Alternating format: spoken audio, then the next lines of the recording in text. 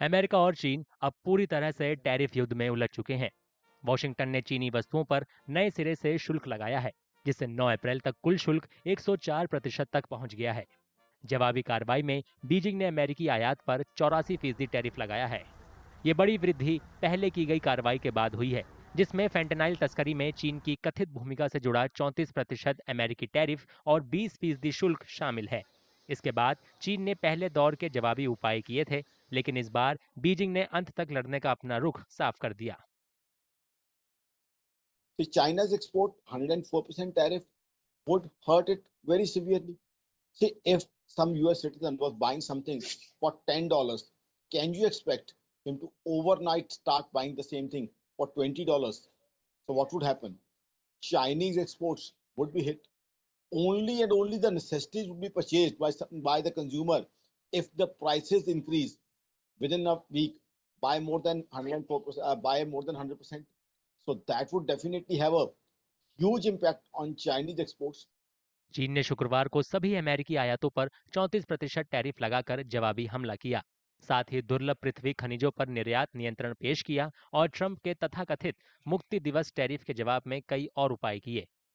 जवाब में ट्रंप ने चीनी वस्तुओं पर अतिरिक्त 50% टैरिफ लगाया। साथ ही ऐलान किया कि बीजिंग के साथ सारी बातचीत आधिकारिक रूप से खत्म हो गई है।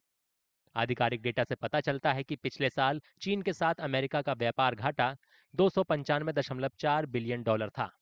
विशेषज्ञों ने चेतावनी दी है कि अगर बीजिंग आगे बढ़ता है तो ट्रंप के उपाय अमेरिका में होने वाले चीन के निर्यात को गंभीर रूप से प्रभावित कर सकते हैं, जो आसियान और यूरोपीय संघ के बाद उसका तीसरा सबसे बड़ा व्यापारिक साझेदार है।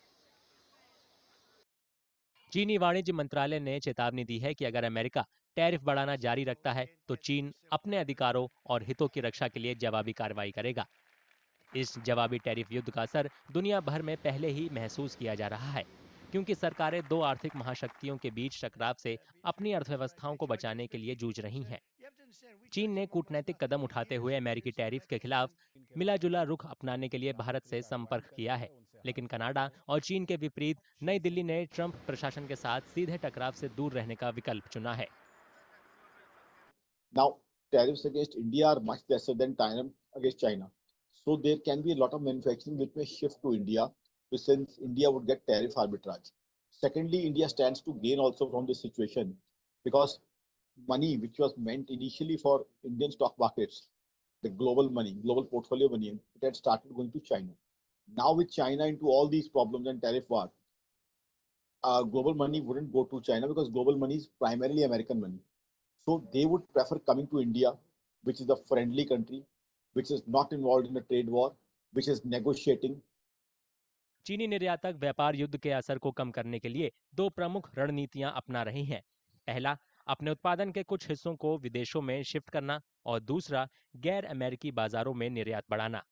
ग्लोबल सप्लाई चेन के अधर में लटकने के साथ बीजिंग पर निर्णायक रूप से काम करने का दबाव बढ़ रहा है, क्योंकि राष्ट्रपति शी जिनपिंग दक्षिण पूर्व एशिया के अहम दौरे की शुरुआत कर रहे हैं।